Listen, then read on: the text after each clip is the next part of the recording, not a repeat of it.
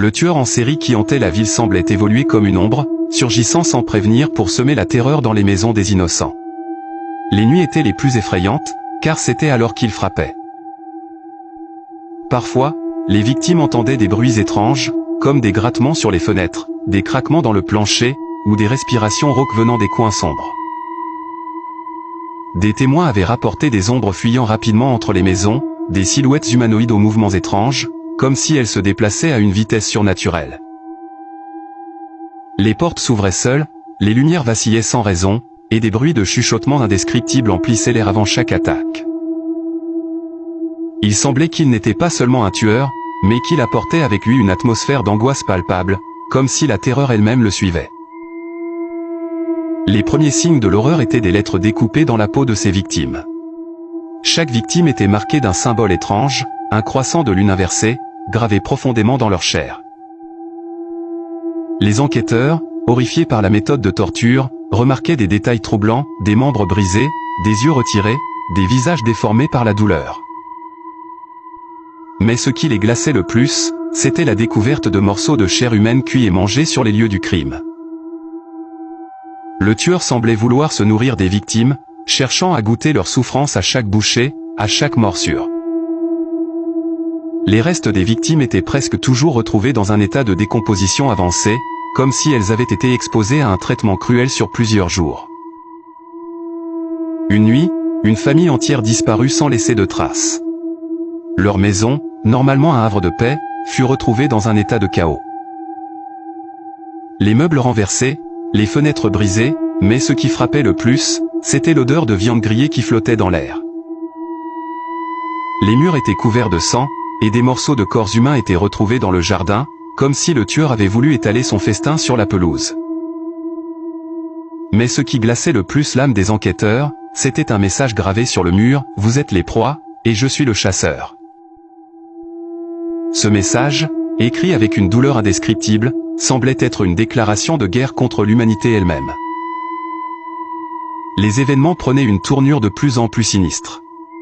Un soir, une témoin affirma avoir vu une silhouette étrange, déformée, se faufiler à travers les ombres dans une ruelle. Lorsqu'elle s'approcha, l'air devint glacé, et elle aperçut dans l'obscurité une silhouette humaine, mais déformée, avec des membres trop longs et des yeux profondément noirs, pleins de malice.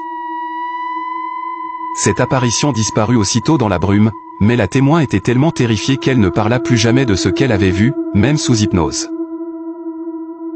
Une autre victime fut retrouvée, dans une pièce sombre, ligotée et agonisant. Les interrogations des policiers furent interrompues par un cri strident venant de l'intérieur. Lorsque l'un des agents entra, il découvrit la victime, entièrement dévorée jusqu'aux os, mais avec un dernier regard de terreur figé dans ses yeux. Avant de mourir, elle murmura des mots incompréhensibles, comme si elle avait vu quelque chose d'inimaginable. Le tueur semblait ne jamais être fatigué. À chaque fois que la police pensait l'avoir approché, il disparaissait comme par magie. Certaines victimes rapportaient avoir eu la sensation de l'entendre respirer derrière elles, sentir son souffle froid dans leur cou, alors qu'il était déjà loin. Les voisins avaient vu des ombres se glisser silencieusement dans les maisons, les fenêtres s'ouvrir seules la nuit, et parfois des bruits de chaînes traînant sur le sol. Finalement, la police, épuisée, finit par localiser la maison abandonnée où le tueur vivait, au cœur de la forêt. Mais dès qu'ils pénétrèrent dans la maison, un froid glacial envahit leurs os. Les murs étaient tapissés de photos de ces victimes, toutes dans des poses macabres. Mais ce qui les fit frissonner, c'est la découverte d'une pièce secrète. Là, dans l'obscurité, ils trouvèrent des restes humains dans des bocaux, des morceaux de doigts, de langue, et même de crâne. Le tueur les observait, caché dans l'ombre, et lorsqu'il se révéla enfin, ses yeux étaient vides, pleins d'une haine infinie.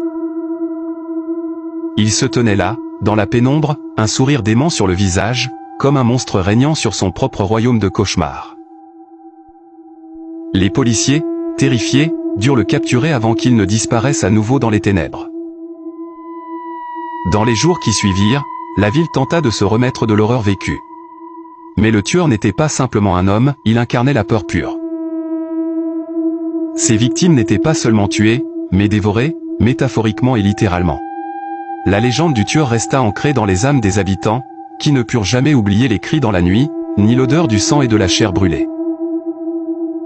Et à chaque pleine lune, lorsque le vent soufflait à travers les rues désertes, certains se demandaient si ce tueur n'était pas encore là, dans l'ombre, attendant son prochain repas.